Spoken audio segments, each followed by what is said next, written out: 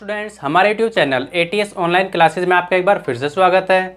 आज से हम आपके लिए 11th क्लास की बायोलॉजी की वीडियोस भी अपलोड करेंगे। इस वीडियो में हम एक्सप्लेन करेंगे 11th क्लास का चैप्टर 1 जो है द लिविंग वर्ल्ड। ऐसी ही इंफॉर्मेटिव वीडियोज़ के लिए हमसे जुड़े रहें और अगर आप हमारे चैनल पर नए हैं तो हमारे चैनल को सब्सक्राइब करें और साथ ही बेल आइकन को दबाना ना भूलें ताकि हमारे नई वीडियोज़ की नोटिफिकेशन आपके पास पहुँच सके। तो बिना किसी देरी के स्टार्ट करते हैं lecture. Life is a unique, यानी जो हमारी लाइफ है ये वो यूनिक है, अद्भुत है। कॉम्प्लेक्स ऑर्गेनाइजेशन ऑफ मॉलिक्यूल्स, हमारी जो लाइफ है एक यूनिक है यानी अद्भुत है जो कि कॉम्प्लेक्स मॉलिक्यूल से मिलकर बनी होती है और एक्सप्रेस करते हैं खुद को केमिकल रिएक्शंस के द्वारा जो कि लीड करते हैं ग्रोथ, यानी जो शरीर का बढ़ना रहता है हमारा, डेवलपमेंट जो हमारे शरीर का विकास रहता है, रिस्पॉन्सिवनेस यानी हम किसी भी एक्सटर्नल फीचर्स को देखकर जो हम रिस्पॉन्स देते हैं तो वही कहलाता है रिस्पॉन्सिवनेस, एडेप्टेशन यानी खुद को किसी भी इन्वायरमेंट में ढाल लेना वो कहलाता है एडेप्टेशन। नेक्स्ट है रिप्रोडक्शन, यानी वो प्रक्रिया जिसके द्वारा कोई भी ऑर्गेनिजम्स अपने नंबर्स में इंक्रीज करते हैं। The objects exhibiting growth, development, reproduction, respiration, responsiveness and other characteristic of life are designated as living being, यानी वो ऑब्जेक्ट्स जो कि ग्रोथ शो करते हैं, डेवलपमेंट, रिप्रोडक्शन, रेस्पिरेशन, रिस्पॉन्सिवनेस और अदर फीचर जो कि लाइफ के लिए एसेंशियल होते हैं, ज़रूरी होते हैं, वही जीव कहलाते हैं लिविंग बीइंग्स। अब कुछ यूनिक फीचर्स आते हैं लिविंग ऑर्गेनिजम्स के, यानी features of living organism. Number 1 है growth. Living organism grow in mass and number. जैसा कि हम जानते हैं जो लिविंग ऑर्गेनिजम्स हैं वो ग्रो करते हैं मास में भी और साथ के साथ नंबर्स में भी। A multicellular organism increase its mass by cell division. हमें पता है कि जो लिविंग ऑर्गेनिज्म होते हैं वो अपना नंबर बढ़ाते हैं, जो मल्टीसेलुलर ऑर्गेनिजम्स होते हैं वो अपना नंबर बढ़ाते हैं सेल डिवीजन के द्वारा। In plants, growth continues throughout their life in their meristematic area, but in animals, growth occurs to a certain age. Plants में जो growth है continuous होती है, एक एरिया रहता है जहाँ पर continuous growth होती है, plants में वो कहलाता है meristematic area। लेकिन जो animals होते हैं, animals में जो डेवलपमेंट होता है या ग्रोथ होती है वो एक लिमिटेड एज तक ही हो पाती है, जबकि प्लांट्स में अनलिमिटेड होती है, यानी उनके लाइफ भर जब तक वो जीवित है तब तक उनके अंदर ग्रोथ होती रहेगी। Unicellular organisms also grow by cell division. जो यूनिसेलुलर ऑर्गेनिजम्स होते हैं वो भी ग्रो करते हैं सेल डिवीज़न के द्वारा। Living organisms show internal growth due to addition of material and formation of cells inside the body.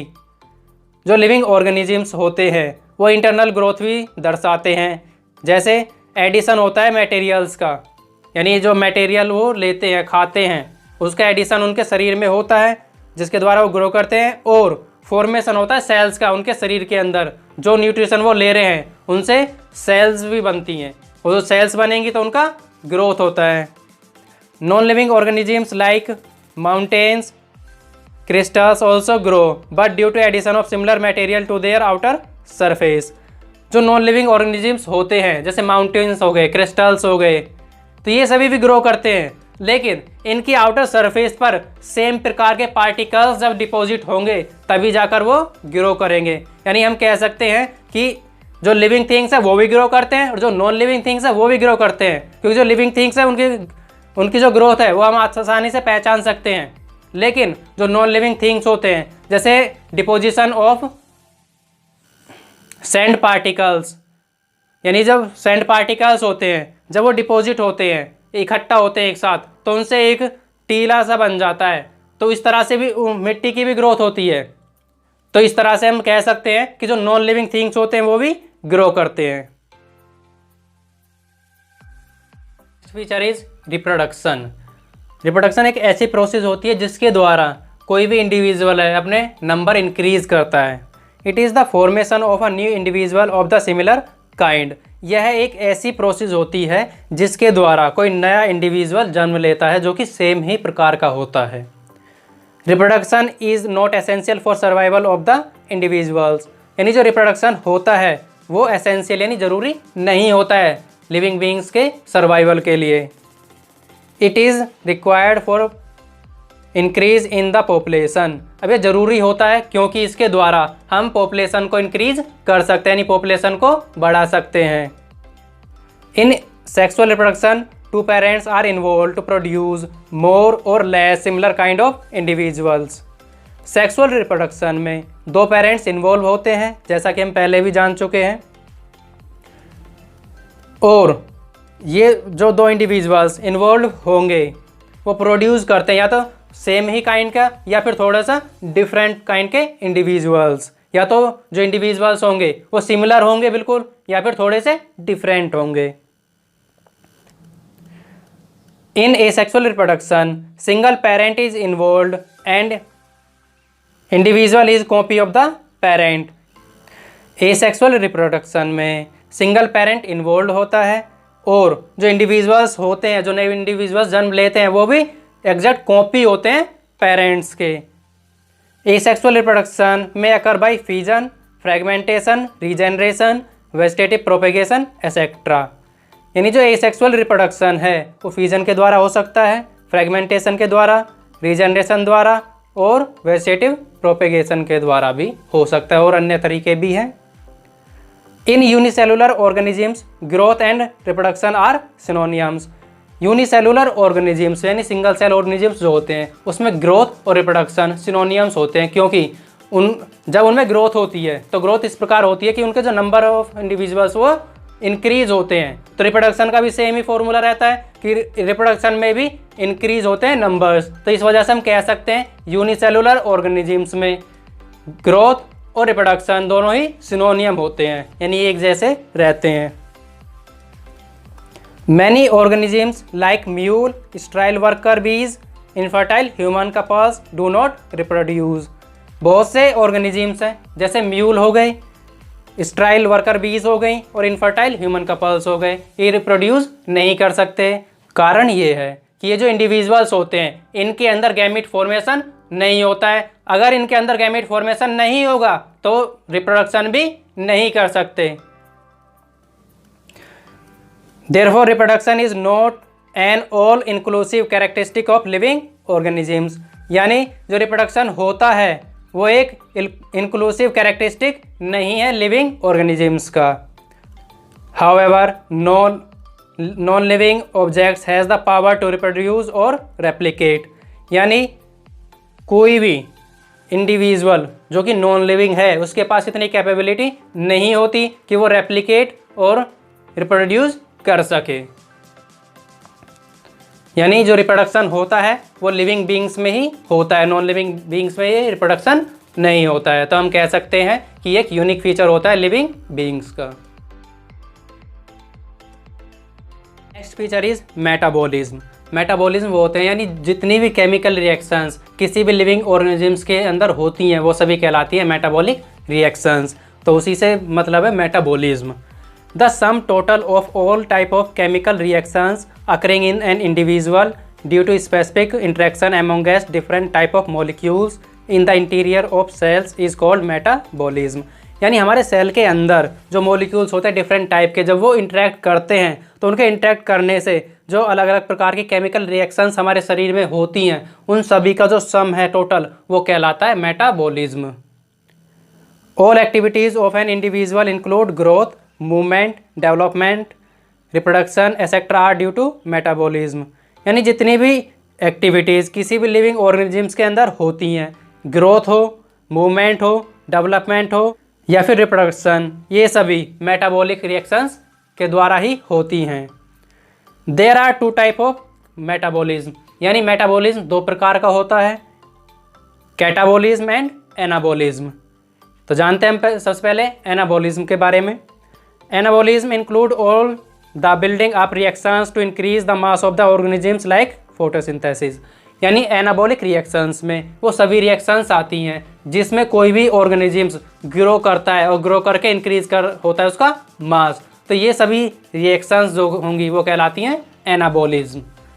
Catabolism, in catabolism breakdown reactions are involved such as respiration, digestion, etc. No non-living objects show metabolism।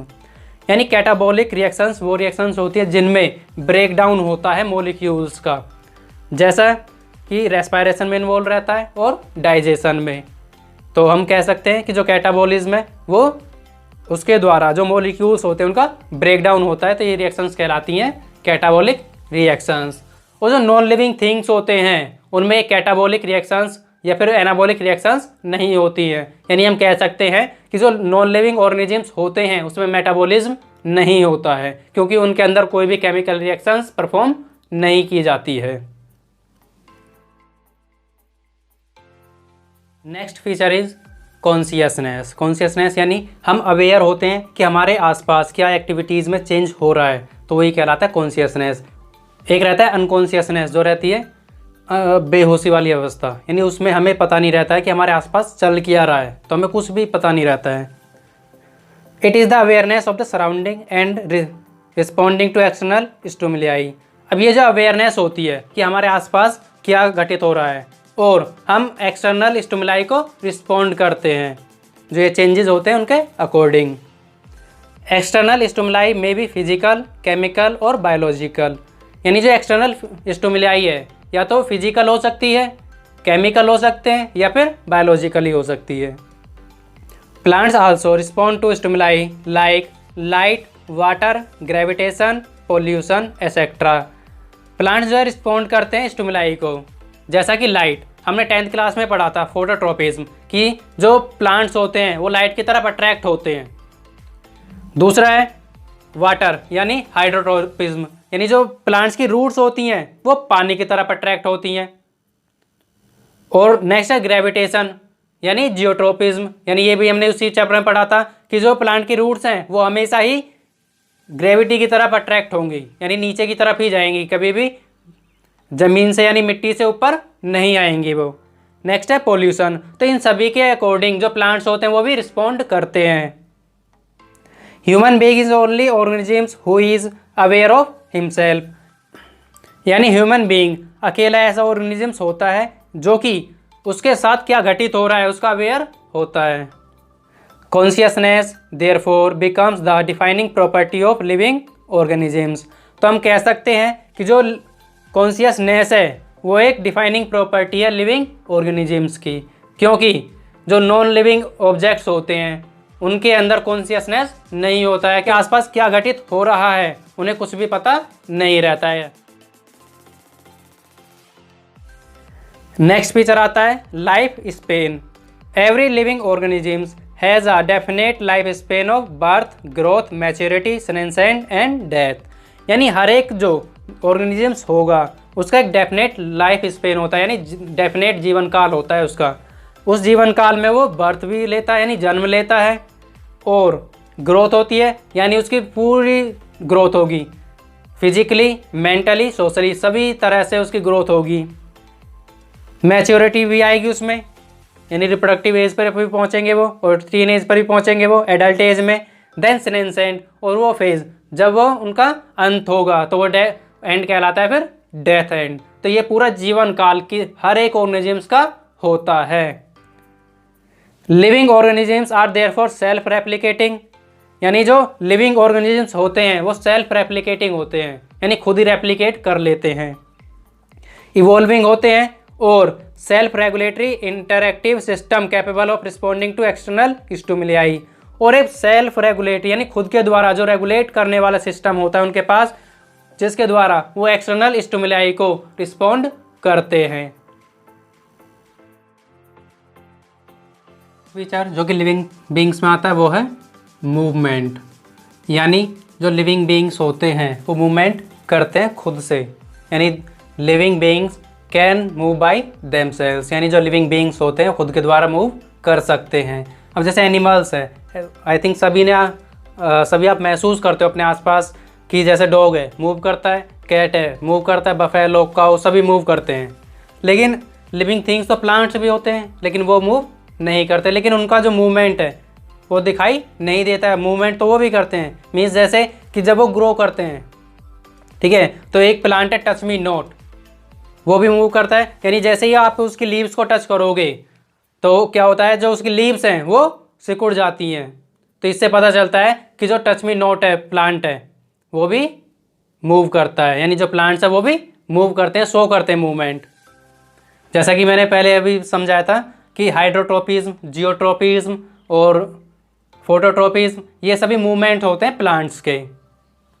और next जो कि इसको overcome करने के लिए, जैसा कि हम कह रहे थे कि जो प्लांट है उनका मूवमेंट दिखाई नहीं देता, तो इसको ओवरकम करने के लिए कि जो लिविंग बींग्स कैसे होते हैं, एक नेक्स्ट फीचर आता है वो है रेस्पायरेशन।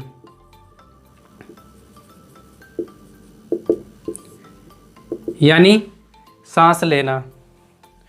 और जो रेस्पायरेशन होता है उस लिविंग बींग्स में होता है, जैसे प्लांट्स हैं, प्लांट्स भी रेस्पायरेशन करते हैं और एनिमल्स भी रेस्पायरेशन करते हैं। एनिमल्स जो रेस्पायरेशन करते हैं, आपको पता है कि जो एनिमल्स है वो ऑक्सीजन लेते हैं खाने के ब्रेकडाउन के लिए और उसके द्वारा कार्बन डाइऑक्साइड रिलीज करते हैं। और जो प्लांट्स होते हैं वो कार्बन डाइऑक्साइड लेते हैं और ऑक्सीजन रिलीज करते हैं।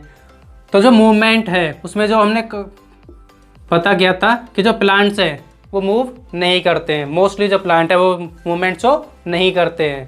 तो हम कैसे कह सकते हैं कि जो प्लांट होते हैं वो लिविंग होते हैं? तो हम रेस्पायरेशन के द्वारा इसको बता सकते हैं, और या फिर अन्य और भी फीचर्स है जो मैंने वीडियो में पहले डिस्कस किए हैं, तो उनके द्वारा हम बता सकते हैं कि जो प्लांट्स है वो भी लिविंग बींग्स होते हैं, क्योंकि वो रेस्पायर भी करते हैं, वो रिप्रोड्यूस भी करते हैं और उनके अंदर मेटाबॉलिक रिएक्शंस भी होती हैं। तो इस वजह से हम कह सकते हैं जो प्लांट है वो भी लिविंग बींग्स हैं।